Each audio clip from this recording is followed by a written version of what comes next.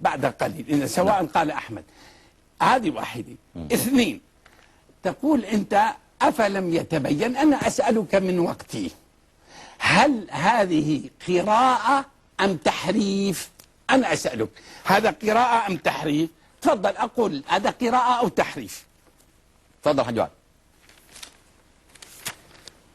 طيب إذا كان من وقتك أنا أجيب. لا، هذه تحريف وعلماء. خلاص جيد. خلاص شكرا. خلاص بس تحريف عشان وقت خلاص تحريف. تفضل. تفضل.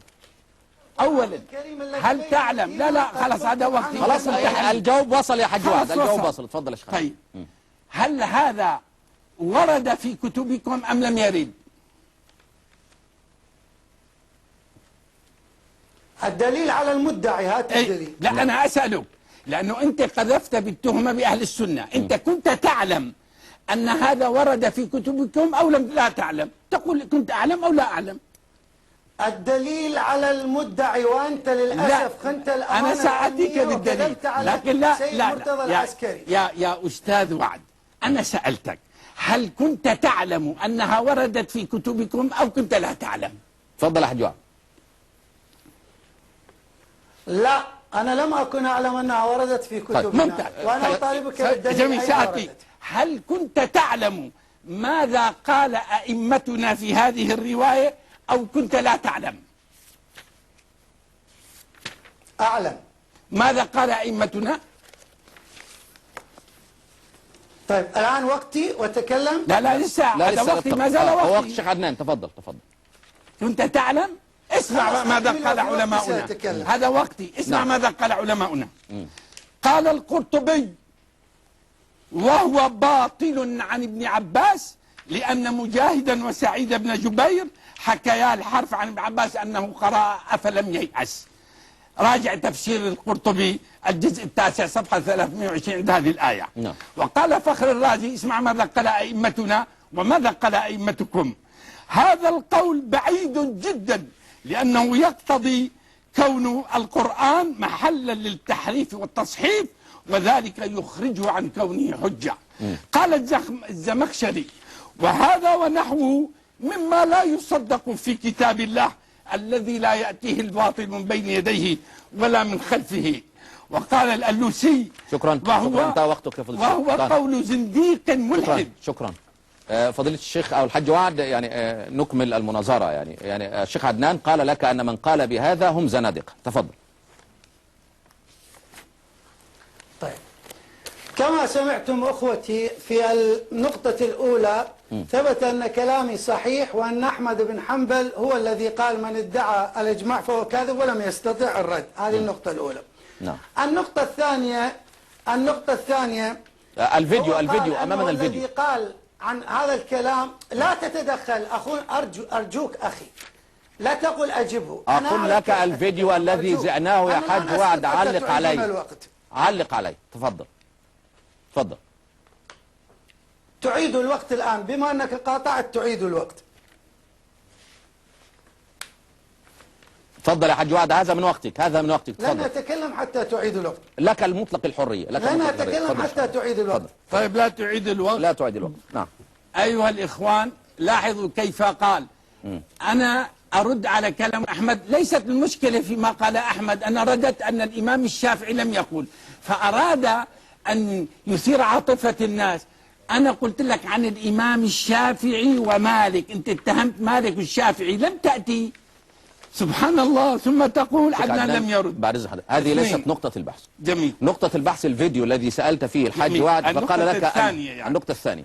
طيب. يعني عشان وقت المناظرة، عشان احترام السادة المشاهدين الكرام. الآن تفضل. أنت تقول أن الكتاب ألف في الدفاع عن كتاب الله. لم تجب فقط. ومن وقتي أقول لك هذا كلام الذي ألفه. أو أصدقك وأنت قرأت الكتاب أو لم تقرأه بعد 300 سنة، أم أصدق المؤلف؟ أيها الشيعة الكرام، أيها الشيعة المعتدلون، أتصدقونني أو تصدقوا صاحب الكتاب؟ أليس من المتعارف عليه أن المؤلف هو الذي يبين غايته؟ أنا أبين غاية الطبرسي أم وعد أم صاحب الكتاب؟ وقد أريتكم بالخط بالخط وهو لم يجب، وتركنا لهم مجال 21 يوم. أرجو من ينقل هذا. هذا كتاب لطيف وسفر شريف عملته في إثبات تحريف في إثبات تحريف القرآن.